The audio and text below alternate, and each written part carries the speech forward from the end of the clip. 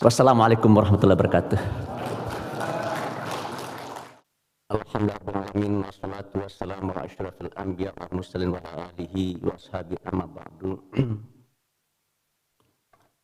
Bapak Presiden Republik Indonesia yang saya hormati, Bapak Joko Widodo, Bapak Menteri Agama, Ketua Steering Committee Dr. Lukmanul Hakim, salah seorang ketua yang membidangi masalah ekonomi di MUI, yang juga kebetulan adalah staf di kantor Wapres, Bapak Sekjen, Bapak Dr. Amir Syah Tambunan, Saudara Andi, Ketua Andi Juwaili, Ketua Panitia Pelaksana dari Kongres Umat Islam, dan Adinda Azrul Tanjung maksud saya, yang saya cintai. Semestinya yang memberikan sambutan Pak Presiden adalah Bapak Kiai Haji Miftahul Akhyar. Sampai tadi malam masih, tapi tadi pagi beliau Sekjen memberitahu saya bahwa Ketua Umum tidak bisa datang. Oleh karena itu saya menyampaikan permohonan maaf yang sebesar-besarnya ya. Kalau saya tidak ada masalah yang sangat penting, tentu pasti beliau akan hadir. Karena akan bersua dengan Presiden tercinta Republik Indonesia Pak Joko Widodo.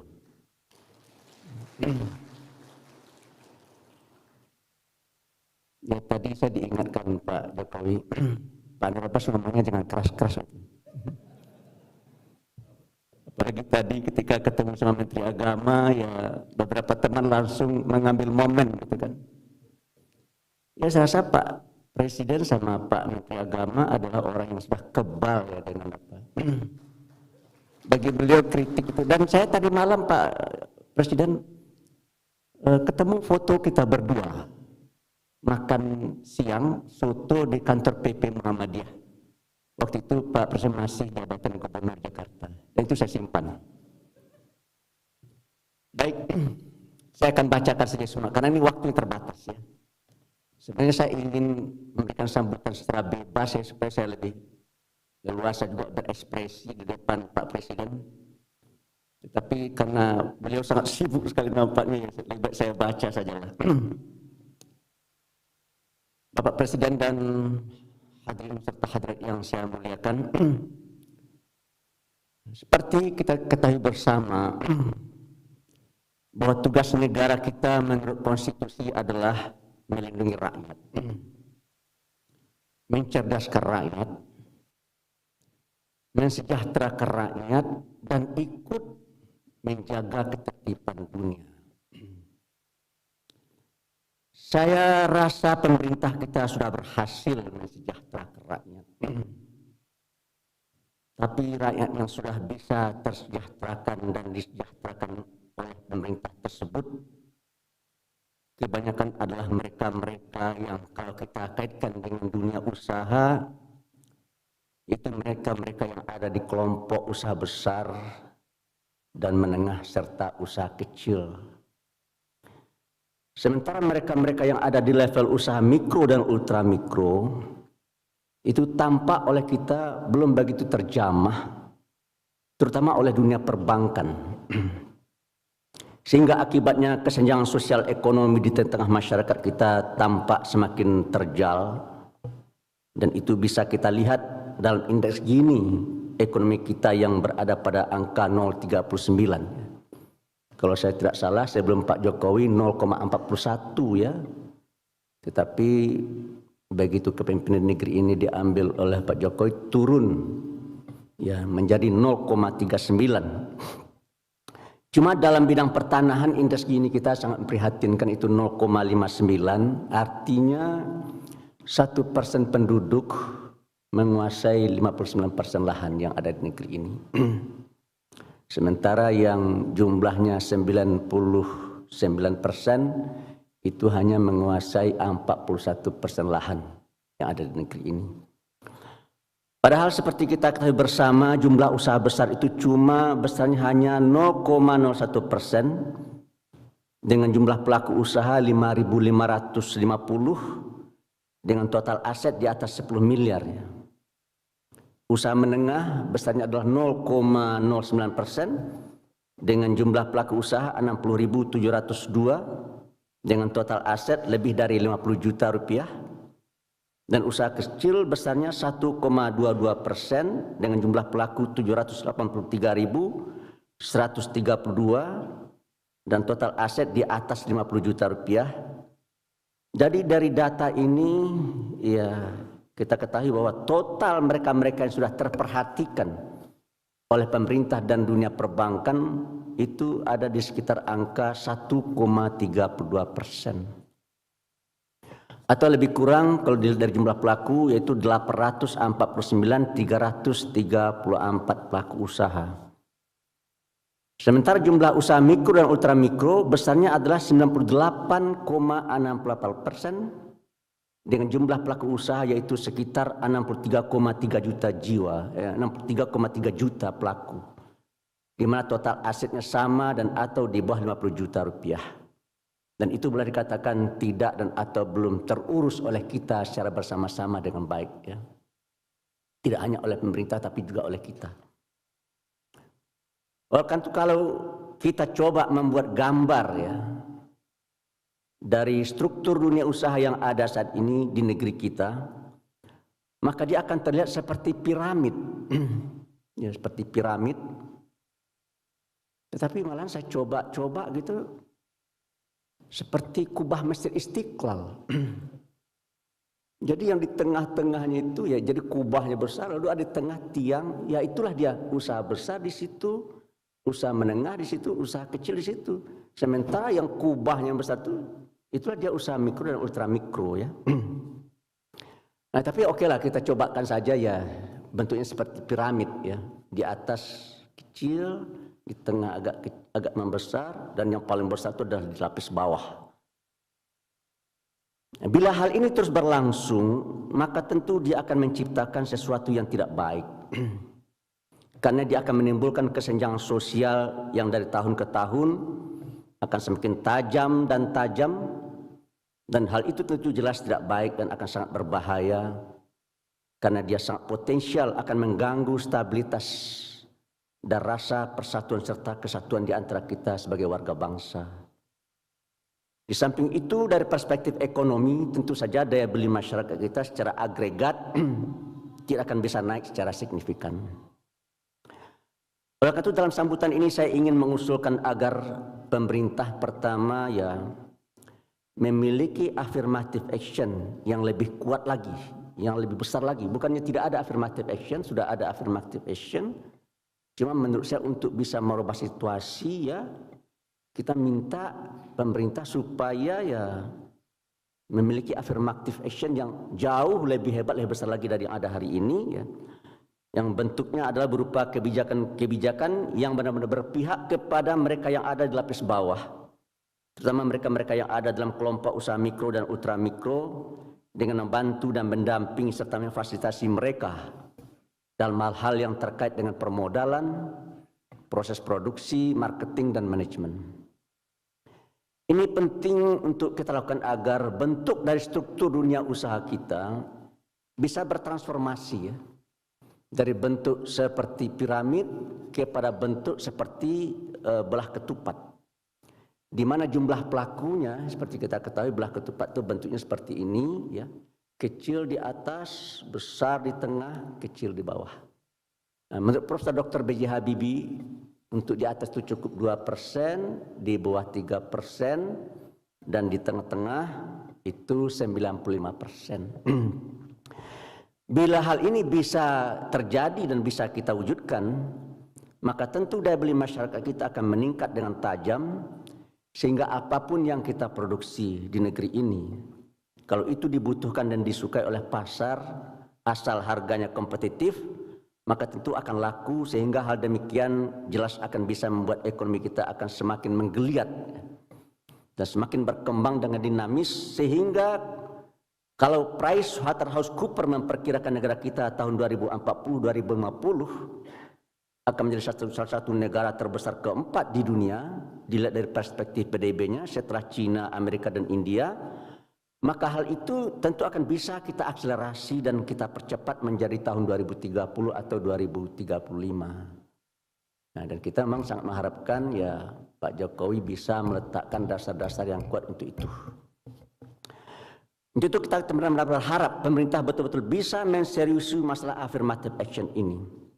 Untuk mendukung maksud dan tujuan tersebut, menurut saya, kita harus membagi dan memekarkan dunia usaha kita dari dua kelompok besar ya. Selama ini kita membagi dunia usaha itu ke dalam dua kelompok besar, yaitu usaha besar dan UMKM. Kita rubah menjadi tiga kelompok agar mudah bagi kita untuk mendeteksi dan mengawasi serta mengevaluasi dunia usaha kita. Ketiga kelompok yang baru yang kami usulkan terus adalah: pertama, kelompok usaha besar. Yang kedua adalah kelompok usaha menengah dan kecil. Dan yang ketiga adalah kelompok usaha mikro dan ultra mikro. Mengapa menurut saya ini penting ya? Ya, ini penting saya sampaikan karena banyak sekali para pihak yang menyatakan bahwa mereka katanya sudah sangat peduli terhadap UMKM. Padahal setelah kita lihat dan kita telisik ya, UMKM yang mereka bantu itu ternyata sebagian besar adalah usaha menengah dan usaha kecil. Nah, sementara usaha mikro dan ultra mikro boleh dikatakan nyaris tidak dan atau belum mereka tegur dan belum mereka sapa sama sekali.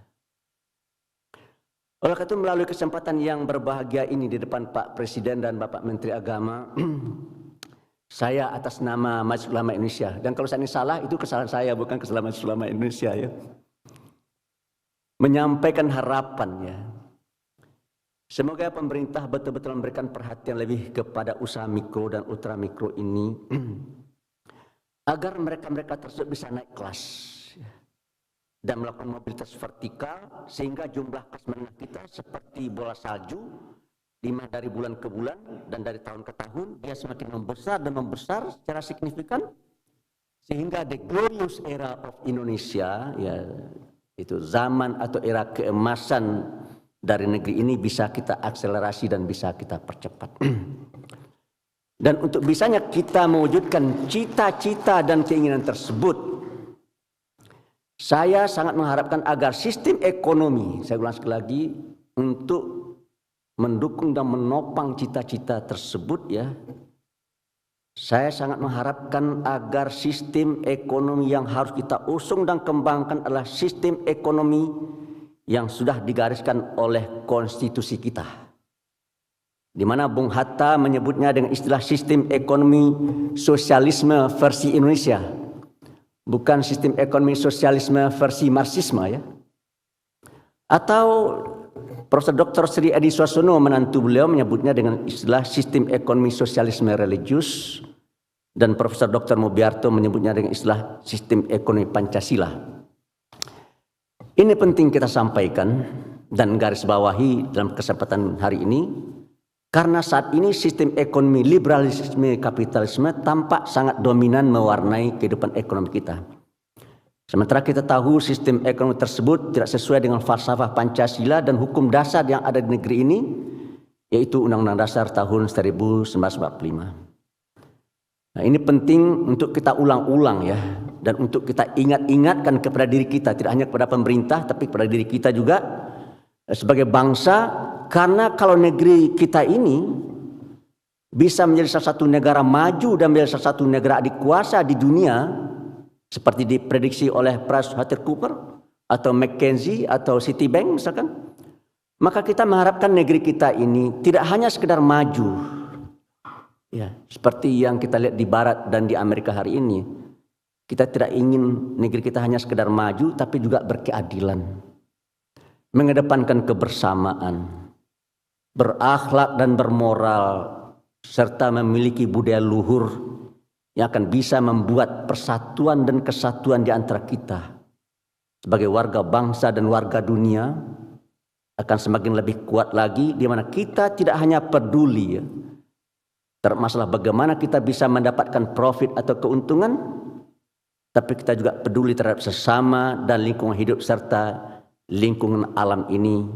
Yang itu kita lakukan adalah karena dimotivasi dan digerakkan oleh keyakinan kita sebagai warga bangsa yang taat dalam menjalankan ajaran agamanya serta patuh terhadap hukum dasar dan atau konstitusinya.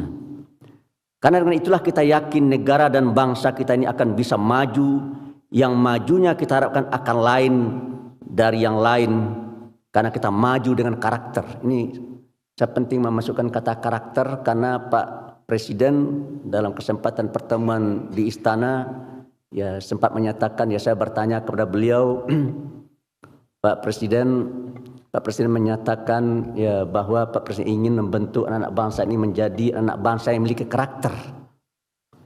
Lalu saya tanya, apakah seperti apa karakter yang Pak Presiden maksudkan? Apakah mereka itu merupakan insan-insan yang Pancasilais? Kata beliau, benar seperti itu.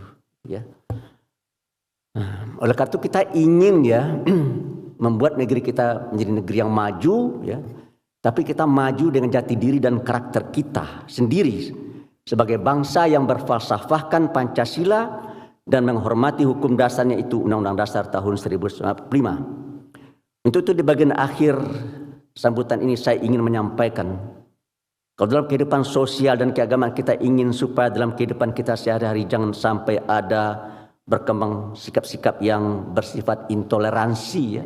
Ini Pak Menteri Agama sering sekali bicara tentang pentingnya hidup bertoleransi.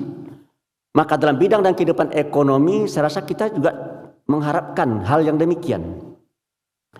Kita menginginkan dan mengharapkan agar dalam kehidupan ekonomi di antara kita juga harus ada toleransi dan saling pengertian. Apalagi kalau kita kaitkan dengan ajaran Islam, maka adalah wajib hukumnya bagi kita yang sudah baik ekonominya dan atau sudah berkecukupan hidupnya untuk peduli kepada mereka-mereka yang hidup dan kehidupannya termarginalkan, di mana mereka masih terlilit dan dililit oleh kefakiran dan kemiskinan yang dideritanya. Pak Presiden, beberapa waktu yang lalu saya pergi ke kampung halaman saya di Sumatera Barat sana. Seorang bapak tua menyampaikan datang jauh-jauh untuk menemui saya, hanya sekedar menyatakan, Pak Andrabas, tolonglah perhatikan jeritan hati dari rakyat. Ada apa Pak? Karena COVID-19 kehidupan ekonomi rakyat dan umat ini benar-benar terpuruk. Sementara mereka sudah tidak punya uang. Dan terpaksalah mereka untuk menyambung hidup berhubungan dengan Bank 46.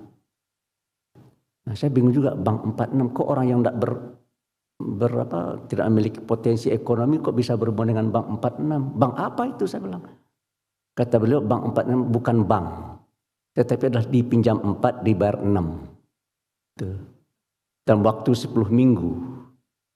Jadi bunganya selama 10 minggu berarti 50%. Dan karena 1 tahun itu adalah 50 minggu, berarti tingkat suku bunganya 5 dikali 50%, berarti 250%. Apalagi mereka juga terlibat dalam pinjaman online yang ilegal itu. Suku bunganya per hari 2%. Jadi berarti 1 tahun 732%. Jadi ini benar-benar memprihatinkan Dan oleh karena itu menurut saya tentu hal ini tidak bisa kita biarkan. Nah, oleh karena itu dalam kesempatan ini saya ingin mengutip firman Allah Subhanahu wa taala dalam surat Al-Maun yang artinya adalah, ini kata Tuhan ini, ara'aital ladzi yukadzibu biddin fadzalikal ladzi yad'u al-yatim wa la yahuddu 'ala ta'amil miskin. Tahukah engkau Muhammad siapakah yang dikatakan pendusta agama? Tapi dijawab sendiri oleh Tuhan, yaitu orang-orang yang menyia-nyiakan anak yatim dan tidak mau memperhatikan nasib dan kehidupan orang yang miskin. Oleh karena itu, oleh para the founding fathers negeri ini, oleh para pendahulu kita, oleh bapak-bapak bangsa di awal-awal kemerdekaan negeri ini, substansi dari firman Allah ini sudah mereka masukkan dan pakukan ya ke dalam Undang-Undang Dasar 45, terutama seperti yang terdapat dalam pasal 34 dari konstitusi kita itu, di mana di situ dikatakan fakir, miskin dan anak terlantar dipelihara oleh negara. Untuk itulah dan dalam rangka itulah, karena MUI sudah mengukuhkan dirinya sebagai shadiqul hukumah, yaitu mitra bagi pemerintah, maka MUI merasa penting untuk menyampaikan hal ini, karena MUI sadar bahwa tugas ini bukan hanya terpikul di pundak pemerintah saja, tapi tugas ini juga adalah merupakan tugas dan kewajiban dari kita semua. Demikian mungkin barangkali sambutan yang bisa saya sampaikan. Dan sekali lagi saya mohon maaf atas nama Bapak Kiai Haji Miftahul Akhyar, Ketua Umum saya yang tidak bisa hadir di depan Pak Jokowi. Akhirnya saya tutup, wabillahi taufiq wal hidayah, billahi fi sabil haq, fastabiqul khairat, wallahu muwafiq ila aqwamit thoriq. Ini orang Muhammadiyah nih. Orang Muhammadiyah. Wallahu muwafiq ila aqwamit thoriq. Wassalamualaikum warahmatullahi wabarakatuh.